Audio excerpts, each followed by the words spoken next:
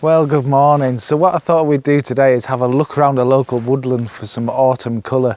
It's changing really fast around me at the minute, so I thought I'd get out and explore, see what we can find. Let's go.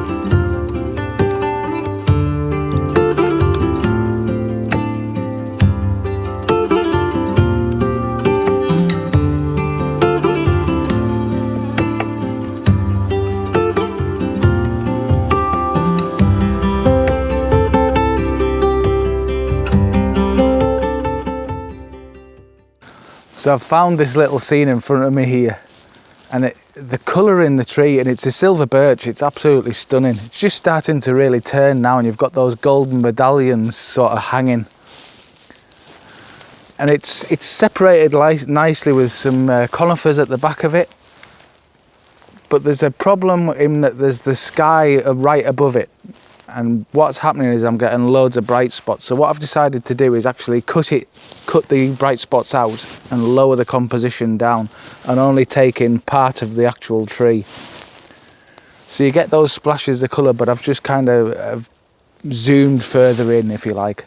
Now I'm not 100% certain with this image, but what I do know is I like to get this first one kind of out the way almost, just to give it a try and get my eye in to see what I like and what I don't like.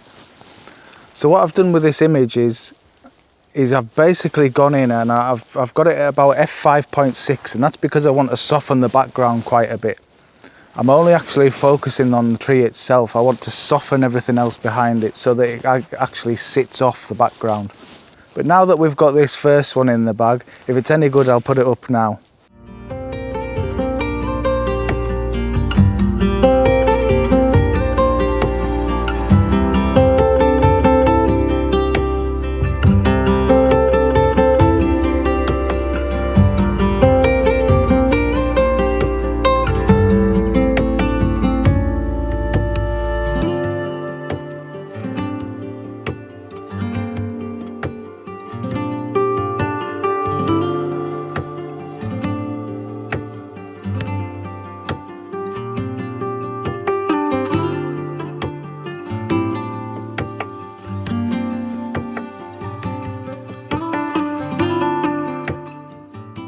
Now part of this autumn season for me is just getting out and exploring the place.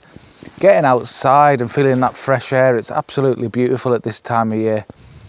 And believe it or not, I'm still being eaten alive by midges even though we've had frosts. I can't believe they're still alive. But hey, such is the way at the minute. Now I think part of what I love about this season as well is it's not all about the bigger scenes either. There's lots of stuff around on the forest floors that you can photograph. There's all sorts of fungi and things like that you can actually photograph. So it's all about the little scenes as well as the bigger ones as well. There's just so much to explore and find, and you've got endless possibilities for compositions all around you. Now I'm really quite limited through here because there's only, to be honest, it's kind of a mixed forest. So you've got a lot of conifers, and in between them you've got spaced out silver birch mainly, to be honest. There's the odd rowan, but silver birch seems to be the main one that's through here, which is fine because they're great. They look awesome at this time of year. The colours just really pop so well. Be nice to get some of the reds of the rowan though, but they tend to be dying back quite hard in here, and they're going really quite brown. So I've just come across this tree, this one right in there. and I think it could work out to be quite a nice little composition. So I'm going to have a little bit of a play around with it and see how it works out. I quite like the way that it's separated quite nicely from the background, because the background tends to just fade away. Well, that's the look I'm going to go for anyway. So I'm going to try and get the background to melt away into the distance. So yeah, I think this is going to work really quite well. And as I say, what I'll try and do is in post-processing, I want to kind of accentuate that softening effect at the background so that tree really pops off the background. It's looking really nice though, and because of where it is, it's got a really open space above it, so it's getting some ambient light reflected back onto it, which is really quite nice as well. So this time of year, my main filter of choice, to be honest, is the circular polarizer. It's the only really one I really get out my bag, to be honest. It just saturates those colours and makes them pop so well. And especially at this time of year when everything's so much wetter as well, it takes the glare and everything off those leaves just really quite nicely. What I'll do is I'll do my normal thing of trying both landscape and portrait orientation, but as far as it's going, the landscape orientation's working quite well. I'm not too sure as to whether the portrait version might kind of bring too much sky into it though. But I'll give it a try anyway, and I can decide later on which one I prefer.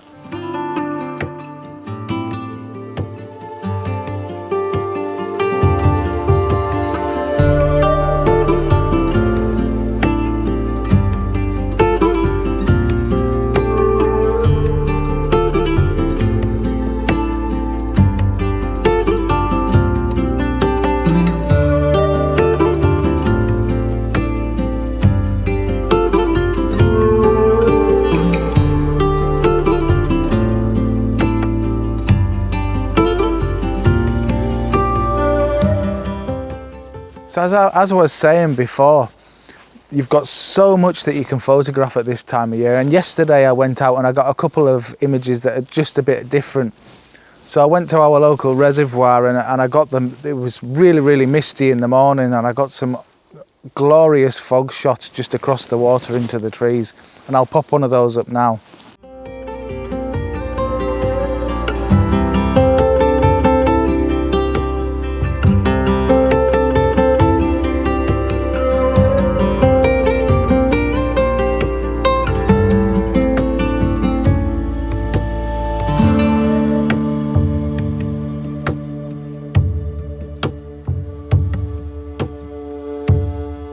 So the other thing I did was something completely different, which was a little bit of wildlife photography, and I didn't mean to do it.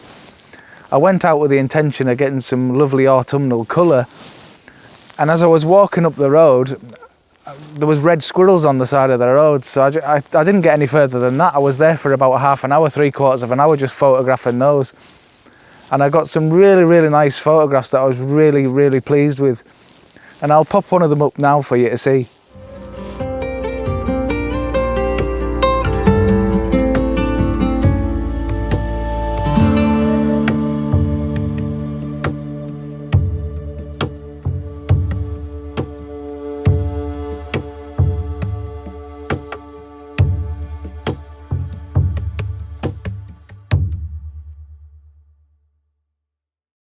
Well, thanks so much for watching, guys. See you again soon.